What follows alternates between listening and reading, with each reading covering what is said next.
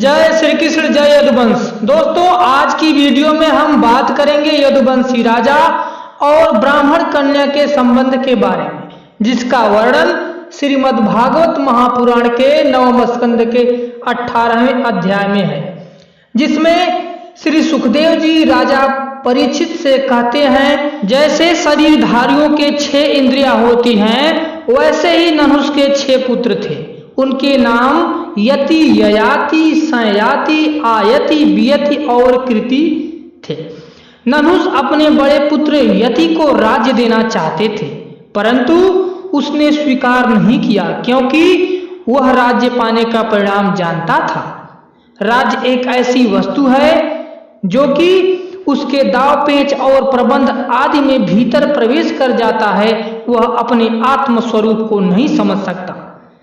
जब इंद्र पत्नी शची से सहवास करने की चेष्टा करने के कारण नहुष को ब्राह्मणों ने इंद्र पद से गिरा दिया और अजगर बना दिया, तब राजा के पद पर ययाति बैठी। ययाति अपने 4 छोटे भाइयों को 4 दिशाओं में नियुक्त कर दिया और स्वयं ब्राह्मण देव शुक्राचार्य की पुत्री देवयानी और दैत्यराज विस्परवा की पुत्री शर्मिष्ठा को पत्नी के रूप में स्वीकार करके पृथ्वी की रक्षा करने लगा। यह बात सुनकर राजा परीक्षित ने पूछा, भगवान शुक्राचार्य जी तो ब्राह्मण थे और ययाति क्षत्रिय, फिर ब्राह्मण कन्या और क्षत्रिय वर का प्रतिलोम विवाह कैसे हुआ?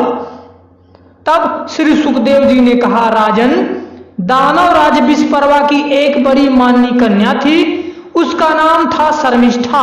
वह एक दिन अपनी गुरुपुत्री देवयानी और हजारों सखियों के साथ अपनी राजधानी के श्रेष्ठ उद्यान में टहल रही थी। उस उद्यान में सुंदर सुंदर पुष्पों से लदे हुए अनेक वृक्ष थे। उसमें एक बड़ा ही सुंदर सरोवर था।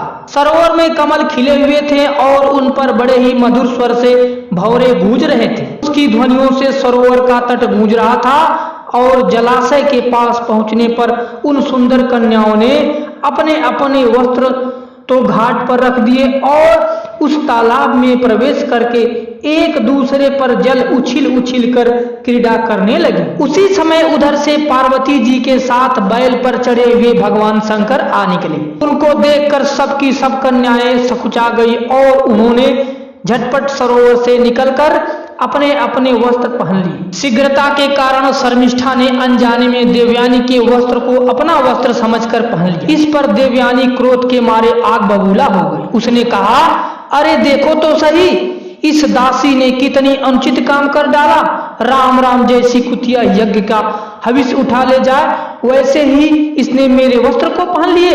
इस दुष्ट ने जैसे क्षुद्र वेद पढ़ ले, उसी तरह हमारे कपड़ों को पहन लिया। जब देवयानी इस प्रकार गाली देने लगी, तब शर्मिष्ठा क्रोध से तिलमिला उठी और वह चोट खाई हुई नागिन के समान लंबी सांस लेने लगी।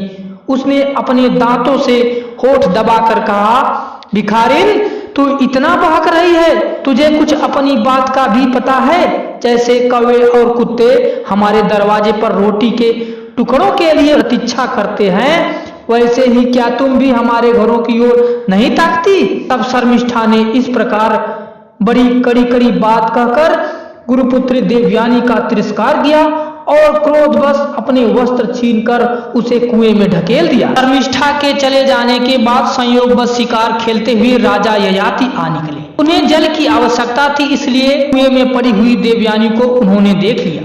उस समय वह वस्त्रहीन थी, इसलिए उन्होंने अपना दुपट्टा उसे दे दिया और दया करके अपने हाथ से उसका हाथ पकड़कर उसे बाहर निकाल दिया। देवयानी ने प्रेम भरी वाणी से वीर ययाति से कहा, वीर शिरोमणि राजन, आज आपने मेरा हाथ पकड़ा है। अब जब आपने मेरा हाथ पकड़ लिया, तब कोई दूसरा न इसे पकड़े। वीर श्रेष्ठ, कुएं में गिर जाने पर मुझे जो आपका अचानक दर्शन हुआ, यह भगवान का ही किया हुआ संबंध समझना चाहिए। इसमें हम लोगों या और किसी मनुष्य की कोई चेष्टा नहीं है। वीर श्रेष्ठ, पहले मैंने बृहस्पति के पुत्र कच्छ को श्राप दे दिया था, इस पर उसने मुझे भी श्राप दे दिया।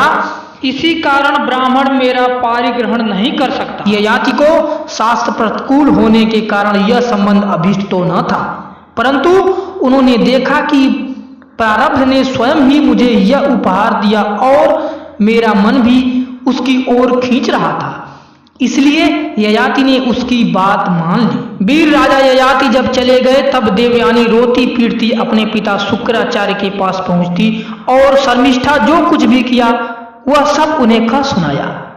शर्मिष्ठा के व्यवहार से भगवान शुक्राचार्य का भी मन उचट गया। वे पुरोहिताई की निंदा करने लगे। उन्होंने सोचा कि इसकी अपेक्षा तो खेत या बाजार में से कबूतर की तरह कुछ बीन कर खा लेना अच्छा है। अतः अपनी कन्या देवयानी को साथ लेकर वे नगर से निकल पड़े। जब विस्परवा को यह मालूम हुआ तो उनके मन में यह शंका हुई कि गुरुजी कहीं शत्रुओं की जीत न करा दे अथवा मुझे श्राप न दे दे। अतः वे उनको प्रसन्न करने के लिए पीछे पीछे गए और रास्ते में उनके चरणों पर सिर के बल गिर गए। भगवान शुक्राचार्य जी का क्रोध तो आधे ही छड़का था। उन्होंने विस्परवा से कहा, राजन, मैं अपनी पुत्री देवयानी को नहीं छोड़ सकता, इसलिए इसकी जो इच्छा हो तुम पूरी कर दो, फिर तुम्हें लौट चलने में कोई आपत्ति न होगी। जब विस्परवा ने ठीक है कहकर उनकी आज्ञा स्वीकार कर ली तब देवयानी ने अपने मन की बात कही। उसने कहा, पिताजी मुझे जिस किसी को दे दे और मैं जहां कहीं जाऊं शर्मिष्ठा अपनी सहेलियों के साथ मेरी सेवा के लिए वहीं चले।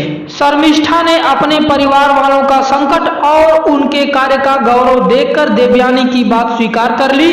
वह अपनी 1000 सहेलियों के साथ दासी के समान उसकी सेवा करने लगी। शुक्राचार्य जी ने देवयानी का विवाह राजा ययाति के साथ कर दिया और शर्मिष्ठा को दासी के रूप में दिए। कुछ ही दिनों बाद देवयानी पुत्रवती हो गई। उसको पुत्रवती देखकर एक दिन शर्मिष्ठा भी अपने ऋतु काल में देवयानी के पति ययाति से एकांत में सहवास की याचना। शर्मिष्ठा की पुत्र के लिए प्रार्थना धर्म संगत है, यह देखकर धर्मज्ञ राजा ययाति ने शुक्राचार्य की बात याद रहने पर भी यह निश्चय किया कि समय पर प्रबंध के अनुसार जो होना होगा हो जाए। देवयानी के 2 पुत्र हुए, यदु और तुर्वसु, तथा वृषपर्वा की पुत्री शर्मिष्ठा के 3 पुत्र हुए, द्रुयु, अनु और पुरु। और इसी ब्राह्मण कन्या देवयानी के पुत्र यदु से ही यादव वंश चला तथा इसी यादव वंश में भगवान श्री कृष्ण सहित अनेकों देवी देवताओं ने जन्म लिया। इस प्रकार से मित्रों, जिनके नाम पर इस महान यदु वंश का नाम उत्पन्न हुआ था, उनको जन्म देने वाली माता ब्राह्मण देव शुक्राचार्य की पुत्री देवयानी थी। तो मेरा यदुवंशी राजा ययाति और ब्राह्मण कन्या के बारे में जानकारी कैसी लगी कमेंट करके अवश्य बताएं। और अगर अभी तक आपने चैनल को सब्सक्राइब नहीं किया है तो चैनल को अवश्य सब्सक्राइब करें। तो फिर मिलते हैं अगली वीडियो में, तब तक के लिए जय श्री कृष्ण, जय यदुवंश।